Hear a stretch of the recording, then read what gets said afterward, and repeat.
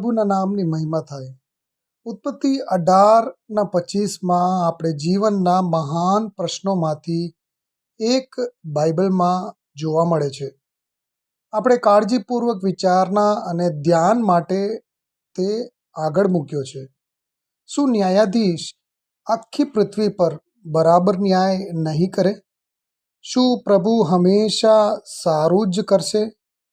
શું પ્રભુ કોઈ દિવસ વસ્તુઓ સારું કરશે? વસ્તુઓ તો બગડતા હોય છે અને જીવન પણ અયોગ્ય લાગે છે. શું આખી પૃથ્વીના ઈશ્વર તે સઘળી બાબતો બરાબર કરી શકશે?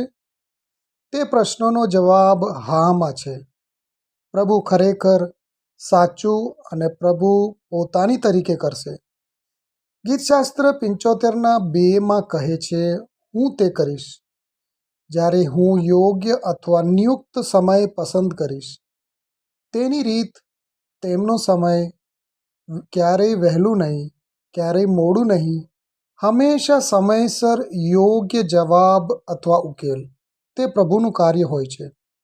ગીતશાસ્ત્ર 73:12 ગીતકર્તા ફરિયાદ કરે છે, કારણ કે અધર્મીઓ હંમેશા આરામમાં હોય છે, તેઓના ધનમાં વધારો થાય છે.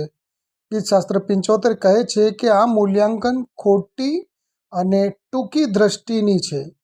પ્રભુ હંમેશા નજીક છે, સમયસર તેમનો ચુકાદો આવે છે. દુષ્ટોને તેમનો સંપૂર્ણ ન્યાય મળશે. આ આસાફનું ગીત છે. આસાફ તેમાંથી એક હતો, જે દાઉદના 3 મુખ્ય સંગીતકારમાં એક, અને આસાફના પુત્રો લેવીઓના ગાયકો હતા. ગીતશાસ્ત્ર 75નો થીમ એ છે કે પ્રભુ ન્યાયી ચુકાદા માટે આભાર માનવા છે. તે દુષ્ટોને દૂર કરશે અને તે ન્યાયીઓને ઉન્નત કરશે. હું ન્યાયી તરીકે ન્યાય કરીશ, તેમ પ્રભુ કહે છે, પરંતુ તે મારે માટે જ ફિટ હશે. પ્રભુ શા માટે વિલંબ કરી શકે છે તેના ચુકાદામાં? જેમ્સ બોયસ 2 કારણો નોંધે છે. પહેલો કારણ, પસ્તાવો માટેનો આપવા માટે સમય આપે છે, મુક્તિ માટે સમય આપે છે. બીજો, દુષ્ટતાને પોતાને કામ કરવા દેવા માટે અને સંપૂર્ણ ફળ ઉપર આવવા માટે. ઉત્પત્તિ 15:16 ઈશ્વર અબ્રાહમને કહ્યું હતું કે પાપ અમોરીઓ હજુ સુધી તેના સંપૂર્ણ માપ સુધી પહોંચ્યા નથી. પ્રભુ સિદ્ધ કરે છે કે દુષ્ટતામાં અને તેના દ્વારા તેના હેતુઓ, તે શું છે તે આપણે સમજી શકતા નથી અથવા જોઈ શકતા નથી, પરંતુ તે પ્રભુ બરોબર જાણે છે કે તે શું કરી રહ્યો છે, તે શા માટે કરી રહ્યો છે, અને તેની પાસે નિયત સમય છે.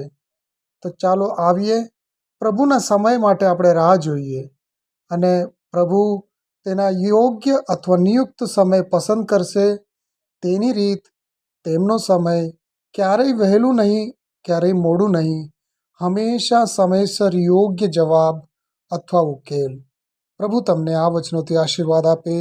આમેન.